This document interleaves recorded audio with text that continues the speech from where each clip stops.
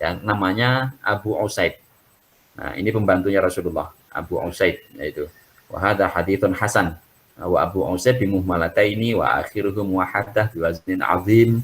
Nah, berarti apa asik gitu ya, bi waznin azimin ismuhu Ahmar. Oke, nama aslinya itu Ahmar. Panggilannya Abu Asid gitu. Nah, ini apa namanya pembantu Rasul. Nah, yang apa meriwayatkan. Artinya beliau mendengar saat Rasulullah ya mungkin ngajak ngobrol di rumah gitu ya, lagi santai-santai istirahat habis kerja gitu. Nah, kemudian dikasih cerita bahwa taun itu apa. Nah, ini di sana coba apa ke bawah lagi, wali hadithihi syawahid minha fil Bukhari ana Aisyah radhiyallahu anha. Nah, itu menyatakan apa taun adalah adab khusus untuk orang kafir umat terdahulu. Masih belum hadisnya. Nah, terus ini nih sudah. Nah, apa riwayatnya Abu Usaid? Nah, di sini ada kana adzaban ya'ahu ta'ala alaman yasha faja'alahu rahmatan lil mu'minin. Ini riwayatnya Aisyah sebenarnya. Riwayatnya Abu Usaid tadi coba ke atas sedikit, Pak.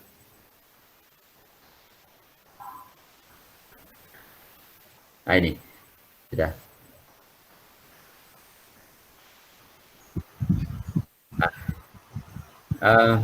Ada bahwa Rasulullah itu apa namanya dikirimi ya dua penyakit atau dua sakit gitu.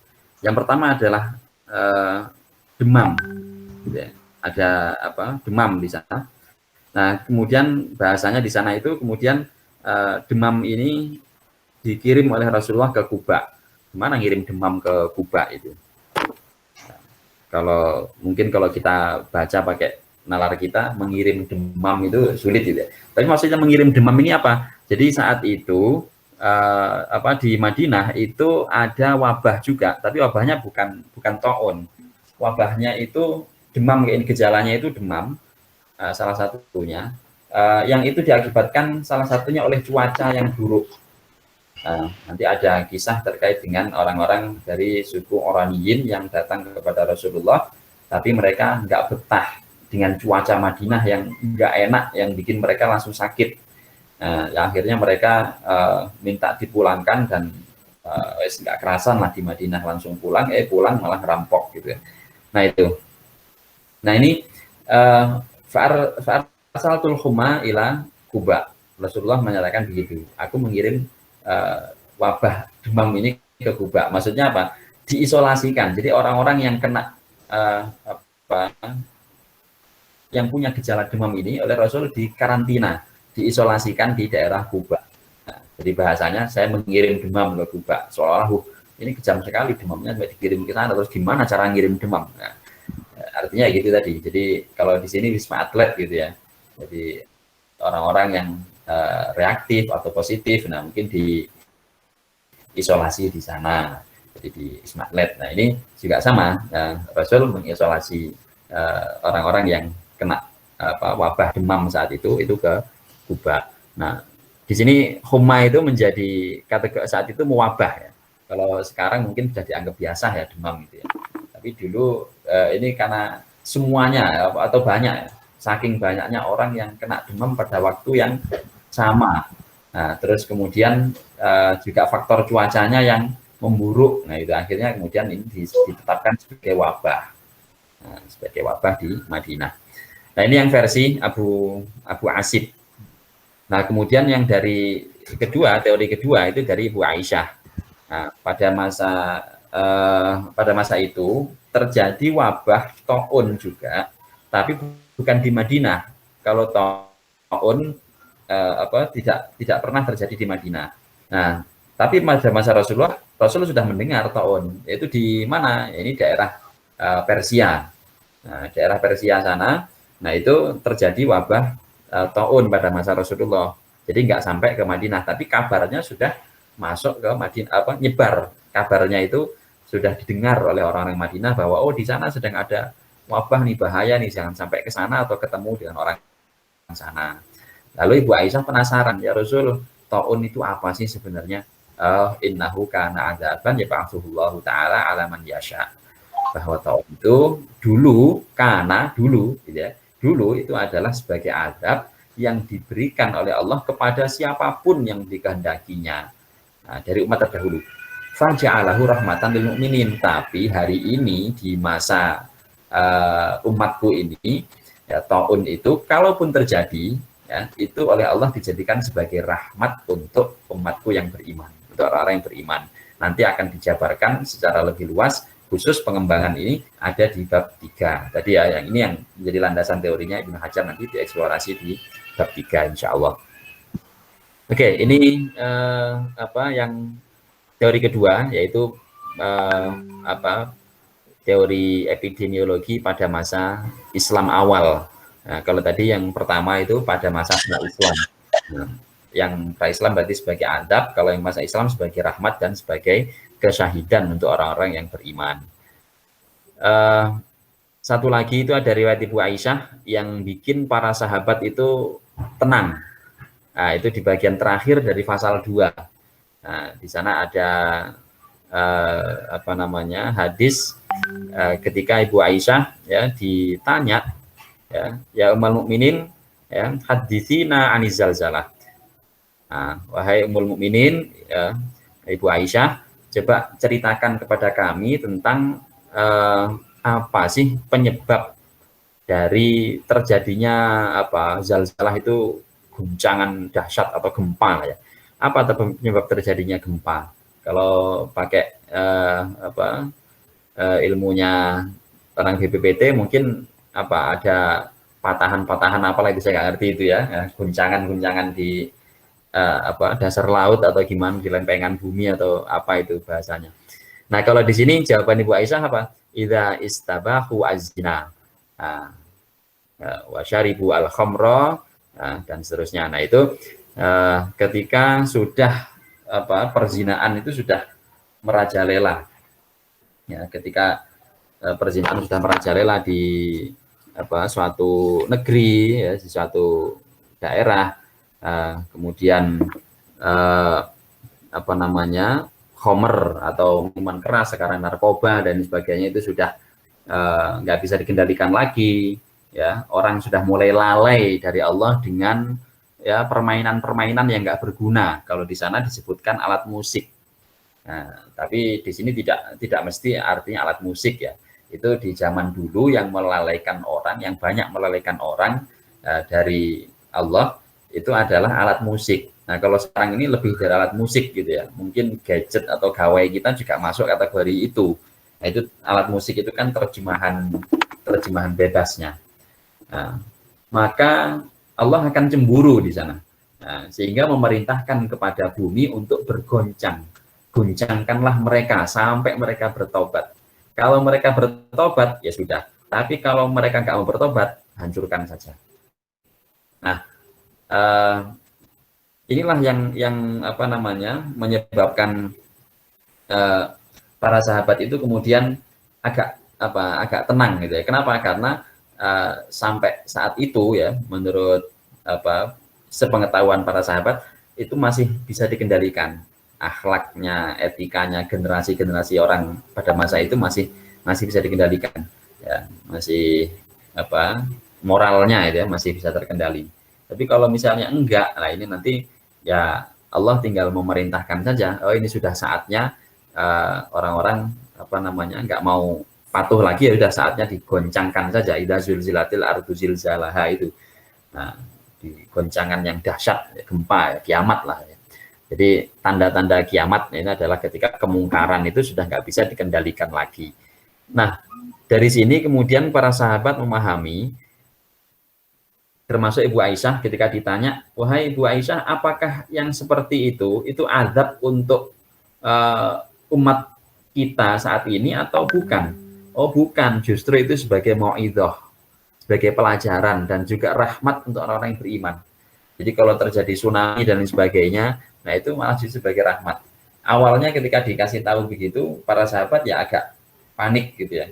Waduh, ini kalau urusan kemungkaran itu nggak mungkin hilang total, meskipun masih bisa dikendalikan.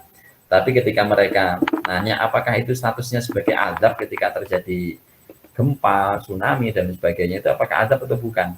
Ternyata jawaban Ibu Aisyah, ya bukan, itu bukan azab, tapi itu adalah mauidhah, ya, pelajaran dan juga sebagai rahmah, kasih sayangnya Allah untuk orang-orang yang beriman. Ya, kok bisa kasih sayang kok berupa gempa, kok berupa apa namanya, berupa bencana alam. Nah, dengan itulah kemudian media-media kemaksiatan itu menjadi hancur dan diganti dengan yang baik. Misalnya daerah yang terkena gempa misalnya, yang awalnya ya mohon maaf, nggak semua daerah yang kena gempa itu pasti daerah yang tempatnya maksiat, enggak juga gitu ya. Yang awalnya di situ tempat kemaksiatan, nah menjadi hilang. Tempat kemaksiatan menjadi hilang. Nanti akan terganti untuk dimanfaatkan atau dibangun menjadi sesuatu yang lebih baik lagi, yang menjadi positif. Nah itu sebenarnya adalah rahmat atau kasih sayang Allah. Sepintas memang kelihatannya berupa bencana, tapi pada prinsipnya adalah itu kasih sayangnya Allah. Oke. Nah, kemudian di bagian ketiga, ini bagian ketiga yang sebab ketiga al-faslus salis, zikru bayanir rajas al-madhkur wa man nazala alaih, yaitu seputar apa sih yang dimaksud dengan siksaan. Ta'un itu sebagai siksaan, itu maksudnya apa? Kemudian yang kedua, wa man nazala alaih, korbannya itu siapa? Kalau itu sebagai siksaan, korbannya itu siapa? Nah, ini bagian ketiga ngomongin itu. Tadi di bagian 1 sudah sedikit disinggung terkait dengan yang jadi korban itu adalah Bani Israel.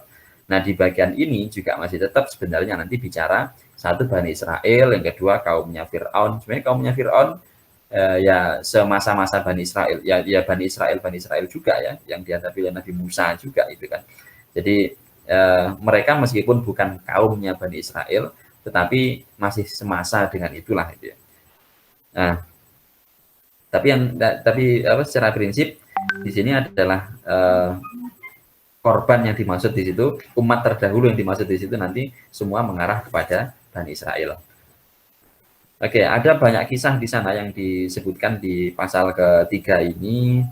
Yang pertama adalah riwayat dari Sayyidina Ali bin Abi Thalib, ya, yang di sana menyebutkan bahwa para nabi itu umumnya selalu ditentang ya oleh sebagian kaumnya. Kemudian biasanya malaikat itu terus kemudian usul. Kayak Nabi Muhammad itu ketika mendapat perlawanan dari umatnya yang sangat menolak saat itu, orang-orang kafir ya. Kemudian malaikat Jibril menawarkan, gimana kalau mereka kita habisi saja. Tapi Nabi Muhammad malah nggak mau. Ya, malah lebih memilih untuk jangan, mereka itu belum tahu. Nah, kalau yang di sini ini kisahnya adalah nabi-nabi sebelum Nabi Muhammad. Ya. Kemudian ada usulan, gimana kalau misalnya umat yang nggak mau patuh ini kita hancurkan saja. Nah, kita hancurkan saja itu. Anna nabiyan minal anbiya asahu qaumuhu faqirahu naqtuluhum bilju'. Gimana kalau mereka kita doakan kelaparan saja, kita buat mereka itu kelaparan. Kalau para nabi ya, salah seorang nabi itu yang ditawari untuk agar kaumnya itu dihancurkan dengan kelaparan, nggak mau, milih nggak. Nah, qala nusallit alaihim aduan min ghairihim. Mendingan kita kirim saja musuh tapi bukan dari jenis manusia, bukan dari jenis mereka. Dari siapa? Entah itu dari jin atau termasuk dari wabah ini tadi. Nah, gitu ya. Nah, kalau diusulkan kedua enggak juga. Tapi apa kalau gitu? Maut khafi atau maut dakik. Lakin mautun dakik, yaitu kematian yang samar. Nah, kematian yang samar. Nah, jadi di sini ta'un itu adalah kematian yang samar sebenarnya. Atau wabah itu adalah kematian yang samar. Jelas mematikan, tapi nggak tahu siapa yang bakal mati, gitu. Tapi seolah-olah kematian itu sudah di hadapan mata. Makanya kalau orang kena wabah, ya, kena virus seperti ini atau kena ta'un, itu ya harap-harap cemas, gitu ya. Pikiran pertama ya pasti, aduh selamat apa enggak, gitu ya. Nah, itu mautun dakik. Nah, jadi apa namanya, ini maksud dari siksaan Pak untuk umat terdahulu itu seperti apa? Nah kayak gini, mautun dakik. Itu kan bikin orang takut. Sama-sama flu sebelum 2019 ini biasa saja orang. Demam orang biasa saja, batuk biasa saja, tapi hari ini orang berpikir yang enggak. Nah itu sudah bentuk bagi orang terdahulu itu bentuk siksaan. Nah, bagi umat terdahulu itu bentuk siksaan. Nah, kalau kayak gitu siksanya seberapa parah? Nah, itu namanya siksa untuk fitrah, membuat kita nggak nyaman, nggak tenang, buat kita panik. Itu kan siksaannya nggak enak. Itu kan tersiksa fitrah kita, batin kita itu kan tersiksa, perasaan kita. Nah, sehingga itu adalah salah satu bentuk siksaan. Ya, alhamdulillahnya kita tidak merasa itu sebagai siksaan ya, tidak menyakitkan, tidak terasa menyakitkan untuk kita. Tapi ini bagi kaum Bani Israel itu terasa seperti kematian. Jadi kematian mereka sudah ada di hadapan mereka gitu. Mau dakik gitu ya. Kematian yang samar, yang lembut sekali. Nah, dakik itu bisa juga diartikan tepung biasanya. Tepung itu kan lembut banget. Nah, mati, antara mati dan nggak mati gitu. Oke. Kemudian Allah pun mengirim taun kepada mereka ya, sehingga jumlah mereka sedikit ya, dan berkurang, mereka menjadi banyak yang meninggal gitu ya. Nah, oke, itu maksud dari siksaan, taun sebagai siksaan. Jadi dia kematian yang samar ya, membunuh orang sedikit demi sedikit tapi dalam waktu yang cukup singkat. Nah, kemudian kisah yang kedua di sana Nabi Dawud, kisahnya Nabi Dawud ya. Coba ada kisah Nabi Dawud di situ. Allah mewahyukan kepada Nabi Dawud, innallaha ta'ala auha, itu bawahnya lagi.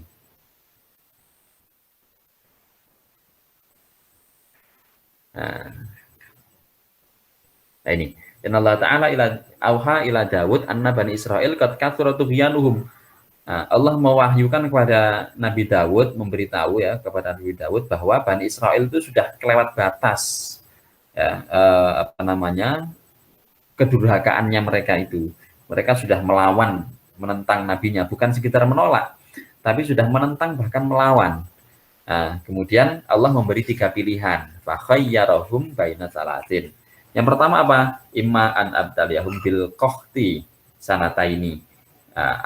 Diberi kelaparan selama 2 tahun ya, atau dikirimkan musuh selama 2 bulan, atau dikirimkan taun cukup 3 hari. Jadi wabahnya cukup 3 hari. Nah, kemudian mereka bilang ketika diberi pilihan gitu, anta nabiyuna, terserah Anda lah Nabi, Anda pilihkan saja untuk saya, mana yang lebih baik untuk kita di antara 3 pilihan ini. Nah, kemudian Nabi Daud memilih ternyata memilih taun 3 hari. Nah, milih taun 3 hari. Amal ju' fa innahu balaun fadih la sabra alaih. Kalau ditimpa kelaparan, krisis ekonomi kira-kira gitu ya, maka nggak kuat nanti kalian. Itu butuh kesabaran ekstra tinggi. Ini ujian yang super berat. Nah, jadi kalau sekarang ini kita rame-rame bicara mana yang lebih kita utamakan, kesehatan atau ekonomi. Ini sudah dihadapi oleh Nabi Daud. Nabi Daud itu ketika diberi pilihan, pilih mana? Ekonomi terpuruk atau taun 3 hari? Ternyata beliau memilih taun 3 hari. Ya korbannya juga banyak memang. Tapi di sana alasannya apa? Amal ju' fa innahu bala'un fadihun la sabra alaih. Anda kalau kena krisis ekonomi itu dampaknya bisa bertahun-tahun gitu ya. Enggak, dan semuanya merasakan gitu. Semuanya merasakan tanpa terkecuali. Nah, itu enggak mungkin sabar Anda gitu. Nah, wa amal atu fala baqiyata ma'ahu. Lah kalau dikirim musuh ya, perang misalnya, ya nanti hancur semua gitu. Enggak ada tersisa mati semuanya. Nah, ini enggak bagus juga. Nah, lalu kemudian beliau memilih fakhtaralah mutta'un. Fama taminhum ila anzalat syams sab'una alfan wa yuqalu mi'atu alfin. Nah, kemudian beliau memilih taun 3 hari saja. Tapi 3 hari itu per harinya memakan korban sampai 70.000, antara 70 sampai mi'atu alfin, 100.000, mulai dari anzarat mulai dari pagi sampai siang, ya, sampai siang itu sudah mampu memakan korban 70.000 jiwa. Nah ini tahun yang dipilih hari itu. Tapi 70.000 jiwa ya yang memang korbannya banyak sekali, tetapi nggak sampai habis. Tapi kalau milih perang habis. Kalau milih kelaparan, ya itu seluruhnya kena. Jadi bukan hanya 70.000, 100.000, tapi seluruhnya akan merasakan dampaknya itu dan berkepanjangan juga. Nah akhirnya yang dipilih adalah tahun 3 hari tadi. Ya memang itulah bentuk bentuk adab ya yang dijelaskan di sini. Nah kemudian satu lagi, ada beberapa kisah sebenarnya. Satu lagi di bagian terakhir itu ada kisah tentang Bal'am. Nah, kisahnya Bal'am. Coba.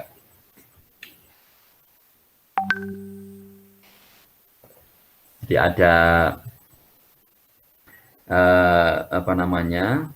orang yang namanya Bal'am yang doanya itu mujarab banget ya, mustajab banget. Nah, mustajab banget.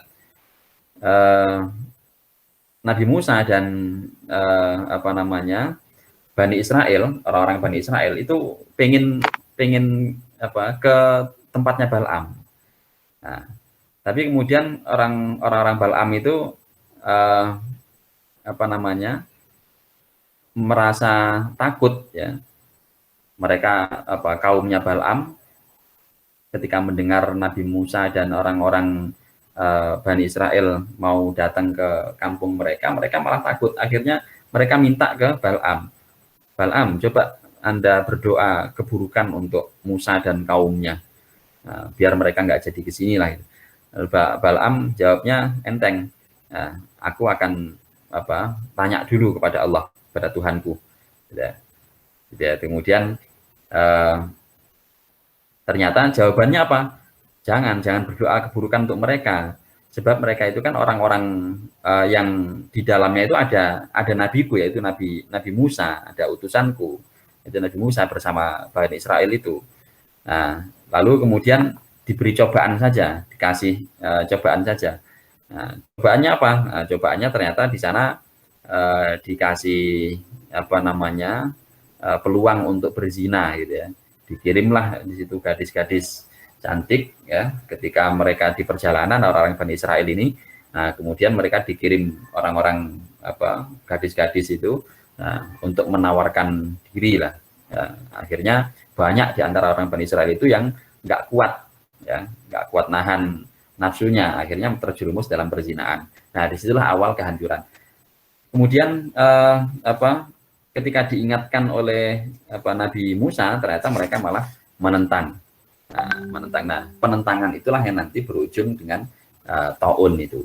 Nah, jadi penentangan bukan sekedar mengingkari ajarannya Nabi Musa, tapi malah justru melawan, menentang. Nah, itulah yang menyebabkan taun. Jadi itu bentuk adab. Kenapa taun disebut adab? Ya karena semuanya adalah berawal dari kisah penentangan ya, perlawanan suatu kaum terhadap nabinya.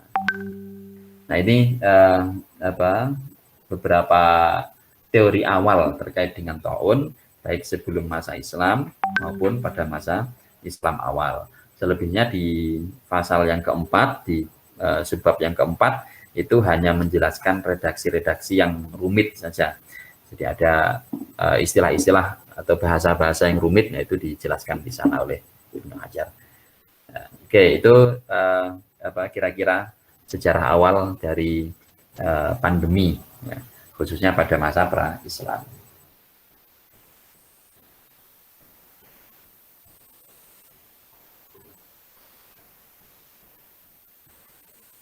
Oke, monggo Pak Ayu, saya serahkan kembali.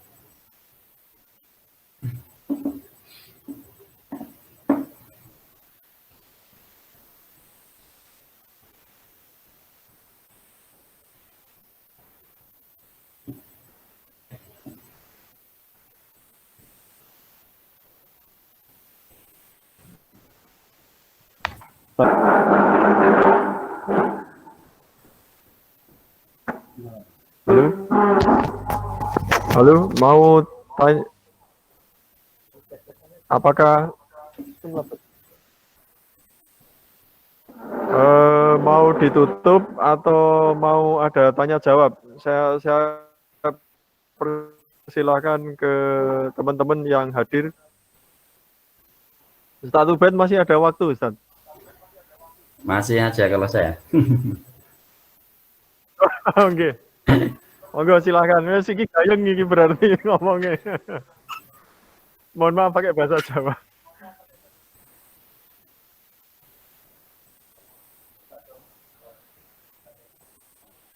Oh, oke. Pak Muai nanya. Pak Muai minta dibuka, Mas Taufik. Klik kanan, Pak Muai.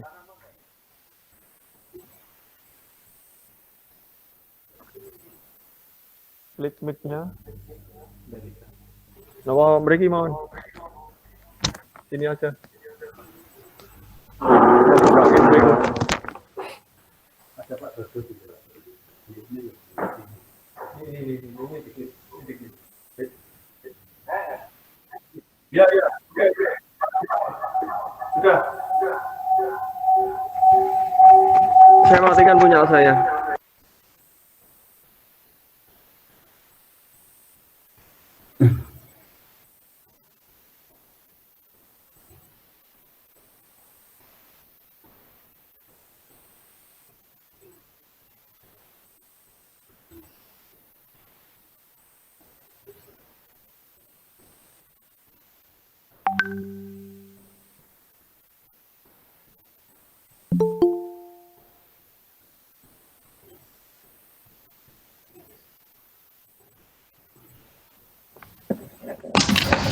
Monggo.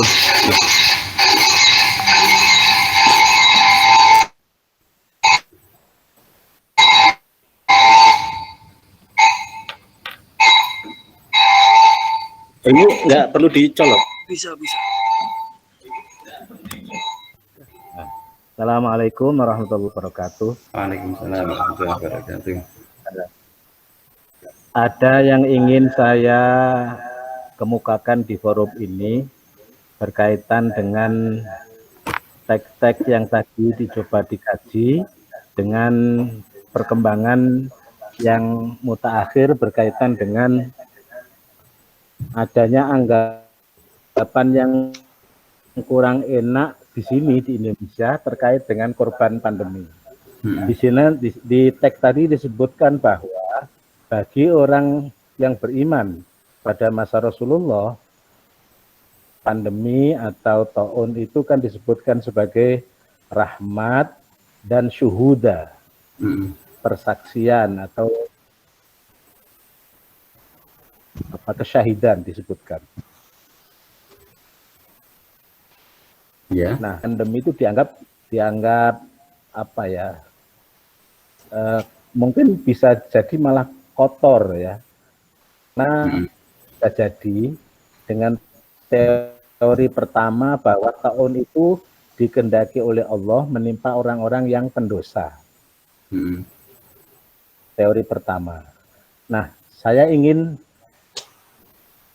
membandingkan dengan teks yang menyebutkan bahwa bagi umat Muhammad, orang-orang yang beriman, tahun itu kan tadi rahmat dan syuhuda, kesyahidan. Nah, apakah tidak mungkin lembaga-lembaga keislaman di Indonesia itu mengeluarkan sebuah pernyataan bahwa korban pandemi saat ini itu sungguhnya adalah syahid, sehingga di masyarakat itu tidak timbul pikiran bahwa korban pandemi itu tercela lah bahkan. Karena teori pertama bahwa pandemi itu kan dikehendaki oleh Allah bagi orang-orang pendosa. Nah, mungkin dengan pernyataan itu, apakah mungkin dari Kementerian Agama atau MUI, masyarakat menjadi tenang sehingga asumsi yang tidak baik terhadap korban pandemi itu bisa diminimalkan. Ya, itu saja Pak Ustadz. Iya. Apakah ya semacam kewenangan itu milik siapa kemudian untuk memberikan kesyahidan itu. Terima kasih.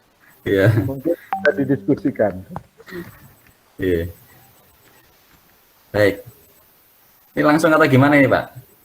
Oke, monggo, terserah Oke. jenengan. Kalau terkait dengan apa namanya kewenangan, nah ini memang bicara kewenangan ini biasanya aturannya beda, Pak ya. Kalau tapi kalau sifatnya itu edaran, saya kira siapapun bisa, Pak ya. Mau ormas, mau lembaga-lembaga keagamaan ataupun di mimbar-mimbar pengajian, khutbah dan sebagainya, itu saya kira sangat sangat bisa dan sangat mungkin lah untuk disosialisasikan hal seperti itu. Tetapi untuk memastikan bahwa si A, si B, si C, syahid dan sebagainya, nah ini memang tidak ada lembaga yang punya kewenangan secara khusus gitu ya, atau punya kewenangan menetapkan bahwa si A mendapatkan sertifikat syahid gitu. Nah itu tidak perlu, tidak diperlukan seperti itu. Kenapa? Karena yang menjadi persaksian kesyahidan itu ya Allah langsung gitu ya tentunya. Itu tutup buatan bengi. Nah itu karena yang memberikan persaksian langsung itu adalah Allah. Nanti akan dijelaskan secara sangat detail oleh Ibnu Hajar terkait dengan apa yang dimaksud dengan kesyahidan dan kira-kira siapa sih yang berhak untuk, tadi kalau boleh diterjemahkan bebas, siapa sih yang berhak untuk menetapkan bahwa ini syahid atau tidak. Nanti ada makna bahwa syahid itu adalah orang-orang beriman. Jadi yang menetapkan kesyahidan itu adalah orang-orang yang beriman. Jadi orang-orang mukmin. Ada lagi yang menetapkan kesyahidan itu siapa? Malaikatur rahmah. Ada lagi yang menetapkan kesyahidan siapa? Ya Allah langsung. Jadi nanti ada beberapa pendapat sampai berapa itu, lebih dari 10 itu pendapatnya itu. Nanti terkait dengan masalah kesyahidan. Nah, tetapi memang saya kira saya sepakat tadi kalau perlu kita itu mengarus utamakan ya hal yang sifatnya rahmat dan syahadah ini ke publik, ke masyarakat. Alih-alih kita banyak mengedepankan aspek adabnya, yang mana adab ini, teori adab itu adalah untuk umat terdahulu. Nah itu yang mungkin ada miss di sebagian kawan-kawan kita, sebagian kita yang menyatakan bahwa oh ini adab untuk orang yang kena berarti orang kena adab gitu, orang kena wabah berarti orang kena adab. Nah itu tidak, padahal adab tadi itu adalah untuk orang terdahulu. Nah untuk orang yang umatnya Nabi Muhammad ini, nah itu tidak kategori adab, malah justru syahadah dan rahmat. Meskipun nanti ada kriterianya. Nah kriterianya apa orang itu mendapatkan syahadah dan rahmat dari peristiwa atau dari wabah ini kalau dia menjadi korban. Kalau dia sabar dan dia yakin bahwa ini adalah takdirnya Allah dan dia sudah berusaha semaksimal mungkin, 3 itu. Dia berusaha untuk semaksimal mungkin, usaha maksimal mungkin itu nanti diisyaratkan dalam hadis itu dengan dia berdiam diri di rumah gitu ya. Dia mengisolasi di rumah atau di tempat isolasi. Nah, kemudian yang kedua dia selalu sabar ya, mengharapkan ridho dari Allah atas cobaannya itu, dan dia yakin betul bahwa ini adalah takdirnya Allah, ketetapannya Allah yang menimpa dia. Nah, itu yang orang-orang yang mendapatkan derajat kesyahidan nanti itu. Nah, itu beberapa kriteria. Nah, kalau melihat kriterianya 3 seperti itu, nah ini tidak memang menetapkan bahwa si A, si B itu syahid karena wabah. Nah, ini tidak ada lembaga yang otoritatif untuk menetapkan itu. Yang otoritatif siapa ya? Hanya Allah langsung gitu ya. Karena urusan syahid itu adalah urusannya dengan Allah. Tetapi ini yang betul perlu untuk diwacanakan, eksplor lebih banyak ke masyarakat ya, dari sisi kesyahidan dan rahmatnya, daripada kita mengeksplor ke sisi adabnya itu. Sementara adab tadi itu adalah untuk umat terdahulu, bukan untuk umat Nabi Muhammad. Kira-kira begitu Pak Maya.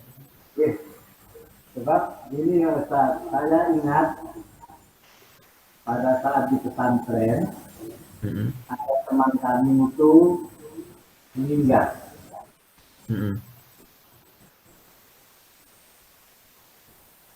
Kemudian ketika doa bersama itu, kiai kita itu mengatakan bahwa teman kita yang meninggal dalam konteks mencari ilmu di pesantren itu sakit. Oh ya.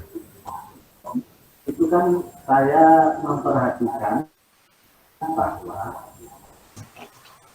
dengan dasar teks-teks Al-Quran atau hadis yang kuat itu disampaikan, yang pertama tentu saja memberikan ketenangan kepada korban dan keluarga.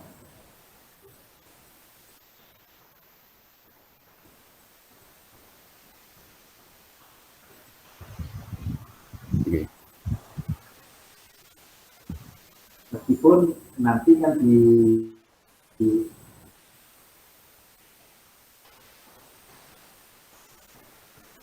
Suaranya putus-putus ya? yang atau bahkan merampas dari tim medis protokol kesehatan itu kan tidak nyaman dilihat. Oh ya. Nah, kayaknya teks-teks yang disampaikan oleh Pak Ustadz di kitab ini menjadi dasar untuk sosialisasi, Pak.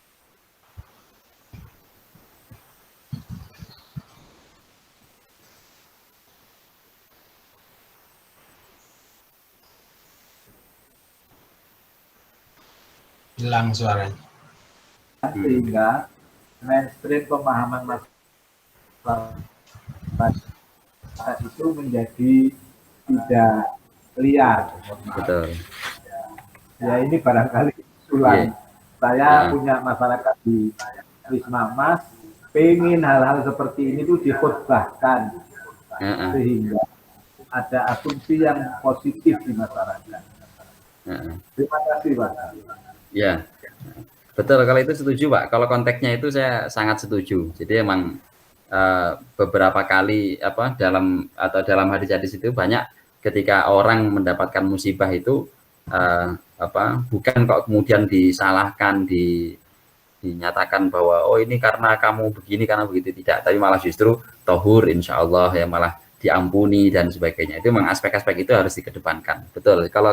Kalau konteksnya seperti tadi itu saya sangat setuju bahwa memang harus ya semua orang itu mensosialisasikan aspek ininya, aspek syahadah dan rahmatnya itu, dan itulah yang dikehendaki oleh Imam Ibnu Hajar melalui kitab ini. Makanya beliau ngasih judul itu Badrul Ma'un fi Fadlit Ta'un, bukan malah kemudian beliau menggugat ta'un atau menakut-nakuti orang dengan ta'un, malah justru sudahlah, ta'un ini mau kayak gimana pun terjadi dan mau kayak gimana pun pasti menimpa entah siapa yang kena gitu. Maka yang bisa kita lakukan apa? Ya wis sebisa mungkin curahkan segenap daya upaya dan apa yang kita mampu untuk curahkan untuk apa? Dalam rangka menggali hikmah atau keutamaan-keutamaan yang ada di balik ta'un. Nah, itu betul sekali. Nah, salah satu keutamaannya apa? Tadi rahmah dan juga syahadah.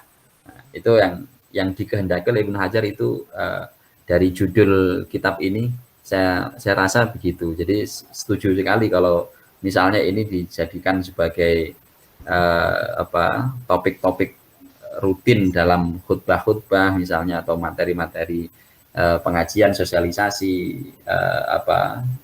pembinaan itu, penyuluhan ya terkait dengan wabah, itu penting sekali untuk mengedepankan aspek ini. Yeah.